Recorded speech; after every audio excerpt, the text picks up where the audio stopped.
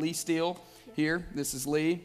Leigh, I'm told your husband had a real awakening while he was in the program. Do you want to tell us a little bit about that? It really was like a revelation that occurred at 2:30 in the morning with a phone call. Those are always good phone calls to get. The phone rings in the middle of the night and your husband's out of town. Your mind goes in terrible thoughts, but his mentor had been honing a particular point that the group was really arguing about and just hashing out over and over again, which was par for the course of this group. They had a great dynamic as different opinions, different personalities together, but it really was to the point of combustion. And through Rick's mentor and the group, and with some very wise advice but very tough love, Rick called me both extremely apologetic and extremely excited about what was going on.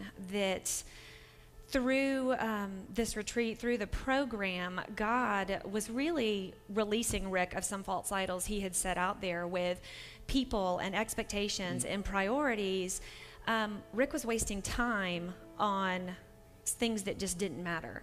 And that weekend and that awakening, Rick just wrestled his pain out with God, which was the only way to heal his brokenness. And I got an amazing phone call that was just telling me, you know, I've learned so much. This is helping me move forward. And it was that group and that weekend and his mentor that set him free to focus on exactly what matters and to help bring about the knowledge and discernment that allow you to be exactly where God wants you to be and to be open to the path He wants you to take. That's excellent. Leigh, how long has it been since your husband's been through? Actually, we're at about 4 years now. 4 years. Mm-hmm. What would you say if you could pinpoint some things that you'd say, you know what, even in the last 4 years, these are some strides that he's made, or just some ways that you've seen some differences in him? Could you comment on that just a bit?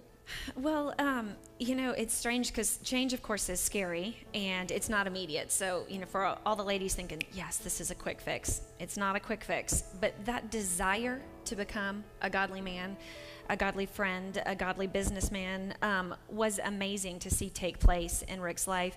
And it's still amplified today because he's constantly striving to apply what he's learned. And so whether it's in helping me prepare for some efforts I'm working on, or guiding the children. We have a 7-year-old girl, and so that is fraught with drama. And so he is working with her on grace, on loving her in a godly manner, and teaching her how to understand how a woman should be loved.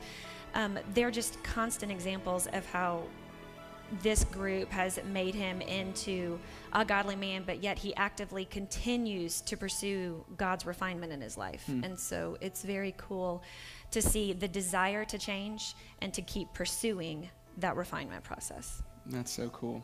Thanks for sharing that.